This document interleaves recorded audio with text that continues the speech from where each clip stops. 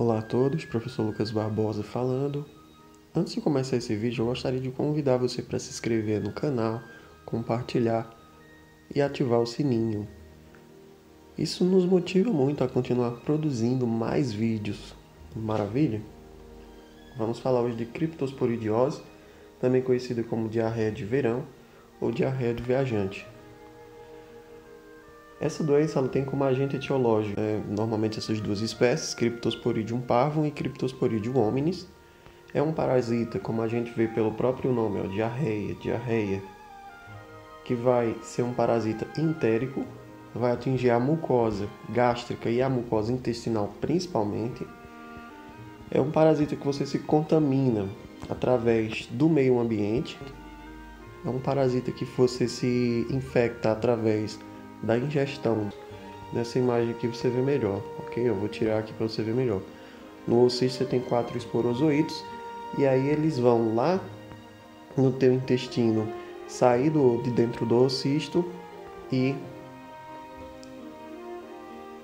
se implantar na mucosa intestinal. Maravilha? Aqui a gente vê um homem defecando, liberando esses oocytos para o meio ambiente. E a partir disso, não só o homem vai se infectar, como também no próximo slide a gente vai ver várias outras espécies também vão poder se contaminar. Bom, nesse slide deixa bem claro, é uma zoonose. Temos de classificação, esse parasita é um protista do filo Apocomplexa, faz parte de um grupo, de uma subclasse que a gente chama de Coccidius. Uma característica muito importante do Cryptosporidium é a falta de especificidade para hospedeiros. Ele pode atingir tanto mamíferos, e entre os mamíferos vai estar o homem, aves, peixes e também répteis. Um parasita, como a gente está vendo aqui, que atinge bovinos, caprinos, felinos, canídeos. Maravilha? Algumas informações importantes para a gente começar a nossa conversa.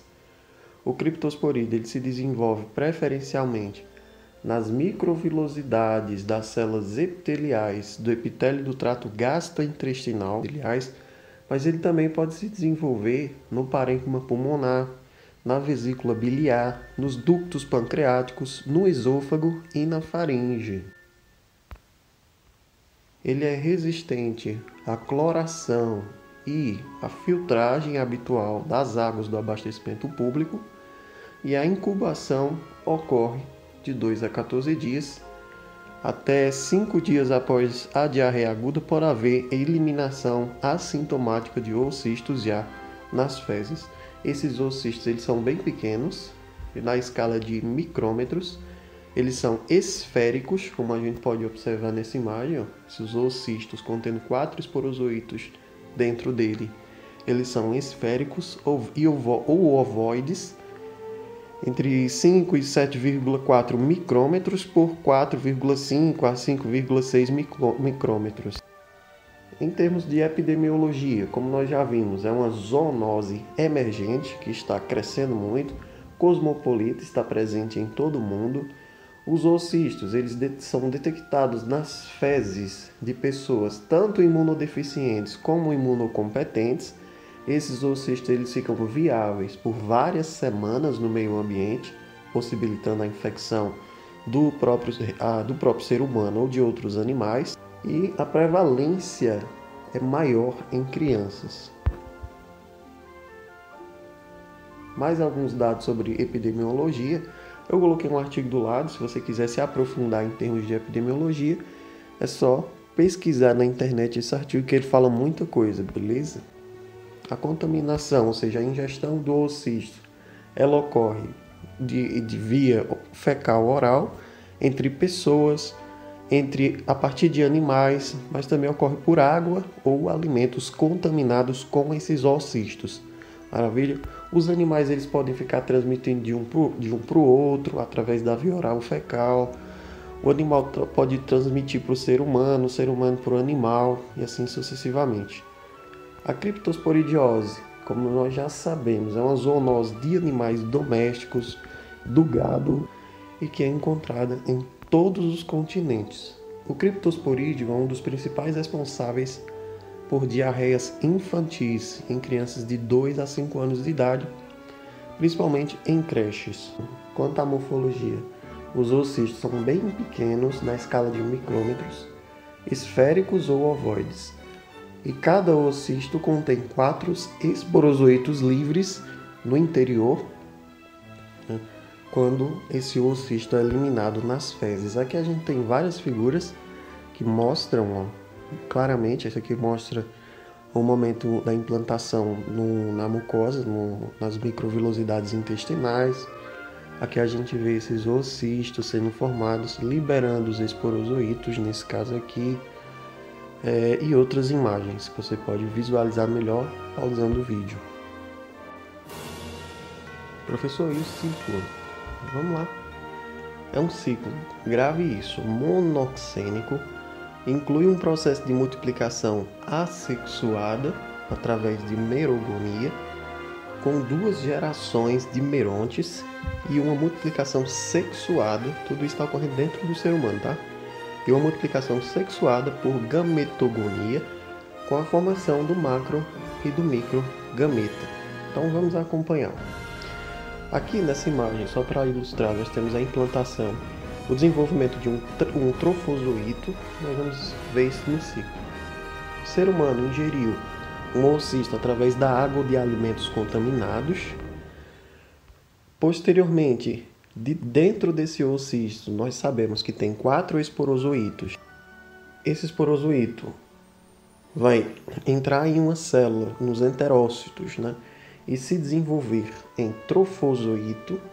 Esse trofozoito ele vai se multiplicar, dando origem aos merontes do tipo 1. Pessoal, meronte é quando ele está dentro do enterócito ainda, tá ok? Esse meronte, quando é liberado, ele passa a ser chamado de merozoito. Então, há a liberação de um merozoito no lúmen intestinal, e esse merozoito ele vai infectar um novo enterócito e vai se desenvolver em meronte do tipo 2. Esse merozoito vai entrar de novo no enterócito e vai acontecer o processo de gametogonia, ou seja, vai se desenvolver em microgametócito e em macrogametócito. O que vai ocorrer, professor? No lugar onde foram formados os microgametócitos, esses microgametócitos vão ser liberados no lúmen intestinal de novo e vão ao encontro do macrogametócito. Esse macrogametócito, junto com esse microgametócito que acabou de entrar, vai ocorrer, né, obviamente, a fecundação, dando origem ao nosso zigoto. Esse zigoto, posteriormente, vai se desenvolver em oocisto. Esse oocisto ele pode ser de 2 formas. O oocisto de parede grossa. E o que vai acontecer quando esse oocisto for de parede grossa, professor? Ele vai ser eliminado nas fezes. Ou então pode ser formado um oocisto de parede delgada, de parede fina. Quando isso ocorre, esses esporozoitos costumeiramente são liberados no próprio lúmen intestinal, dando origem a todo o ciclo no interior do ser humano novamente. É o que a gente chama de autoinfecção.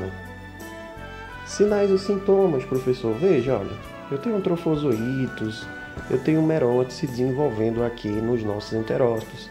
Isso vai gerar o quê? Uma irritação na mucosa intestinal. Isso vai dar origem ao quê? Aqui ele diz, vai haver alterações nas células epiteliais da mucosa gastrointestinal e, obviamente, isso pode resultar em quê? Síndrome da má absorção. Nos indivíduos imunocompetentes, eles vão apresentar diarreia aquosa, anorexia, dor abdominal, náusea, febre, dor de cabeça, colite, apendicite ou dilatação do ducto hepático. Aqui nós temos mais detalhado novamente, pacientes imunocompetentes vão ter uma diarreia aquosa, 3 a 10 evacuações diárias, isso representa aproximadamente 1 a 3 litros por dia, então ele precisa se reidratar constantemente, vai gerar anorexia, dor abdominal, náusea, flatulência, febre, dor de cabeça. Esse quadro clínico geralmente ele é benigno, tá errado aqui, tá? considerem isso, e é autolimitante. Duração média de 10 dias, tendo esses episódios de diarreia e esses sintomas e sinais. Agora já pacientes imunodeficientes, aí é necessário haver um cuidado maior, porque você vai ter sintomas crônicos, vários meses de diarreia aquosa, isso pode levar até o óbito, tá? Tem que estar se reidratando constantemente, perca de peso, desequilíbrio eletrolítico, má absorção intestinal, emagrecimento acentuado, e nesse caso dos pacientes imunodeficientes, somente aqueles com AIDS, eles podem ir ao óbito. Nas crianças os sintomas, eles costumam ser mais graves, são acompanhados de vômitos e desidratação. Amplificando um pouco nossos conhecimentos sobre os sintomas e sinais.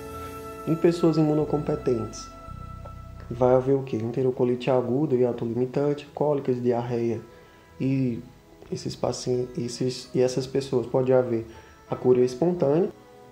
E essa primeira infecção vai conferir proteção a novas manifestações. Você vai adquirir uma resistência. Já pessoas imunodeprimidas, por exemplo, usuários de drogas imunossupressoras, pacientes com AIDS, elas vão ter uma diarreia muito mais intensa e irreversível, evacuações volumosas e perca de peso. E em crianças, pode haver uma complicação do quadro se essas crianças tiverem marasmo, desnutrição, hipogama-globulinemia congênita. Diagnóstico e profilaxia, professor, como é que é feito? Bom, é feito o exame de fezes pela busca dos oocistos. Esse exame costuma ser exame de flutuação centrífuga em solução saturada de sacarose ou uma outra solução, como você vê aí. Ainda tem outra opção, que é por sedimentação pelo formol éter. Pesquisa de oocisto nas fezes, então, né? Mas pode também ser feita a biópsia intestinal ou um raspado da mucosa, que é um pouco mais invasivo. Existem ainda os imunodiagnósticos através do IFE e do ELISA, como você vê aqui. Pode ser feito também um teste através do PCR, um pouco mais caro. Profilaxia, professor. Óbvio, evitar a contaminação do meio com os oocistos, ou seja, tratar as pessoas infectadas. Evitar o contato de pessoas suscetíveis com fontes de infecção. Ainda sobre profilaxia, nós podemos ver, nós devemos ter um cuidado com a qualidade da água bebida, ferver a água ou filtrar. Alguns dizem que a filtração ela não é capaz de impedir a infecção por esse oocisto. Higiene pessoal e dos alimentos. Porém, esses oocistos eles são resistentes a desinfetantes nas condições atuais. Aqui nessa figura do lado nós podemos ver isso. Esses oocistos eles são resistentes à salinidade, à variação de temperatura, aos desinfectantes, etanol, lisol, fenol, formaldeído. Esse tamanho reduzido desse oocisto na escala de micrômetros faz com que ele flutue, tenha uma rápida dispersão e suporte a filtração. Então, filtrar não é uma boa ideia. Eu recomendo deixar ela ferver. Depois que ela estiver fervendo, esperar uns 15, 20 minutos. Tá ok? Vamos continuar. Tratamento. Bom, a literatura recomenda para pacientes imunocompetentes o nitazoxanida, que é um antidiarreico, e a reposição hídrica. Já nos pacientes imunodeficientes, o antirretroviral específico, pessoas que têm AIDS, o nitazoxanida, que é o antidiarreico, ou a paromicina, também a reposição hídrica. Outras literaturas indicam para pacientes sintomáticos, dizem que a droga mais recomendada é o espirimicina, e em pacientes com AIDS, que é um caso específico, é o oflortina e eritromicina. A gente termina nossa aula de hoje com essas imagens muito bonitas. Convido você novamente para se inscrever, compartilhar, curtir, porque isso nos motiva muito a continuar produzindo vídeos, utilizando mais tecnologia, vídeos com muita qualidade. E pode ter certeza que assistindo esse vídeo você vai ter um conteúdo denso, um conteúdo sólido sobre os parasitas que são tratados e vai poder ter condições tanto de fazer profilaxia quanto de resolver questões, seja lá de qual for a área.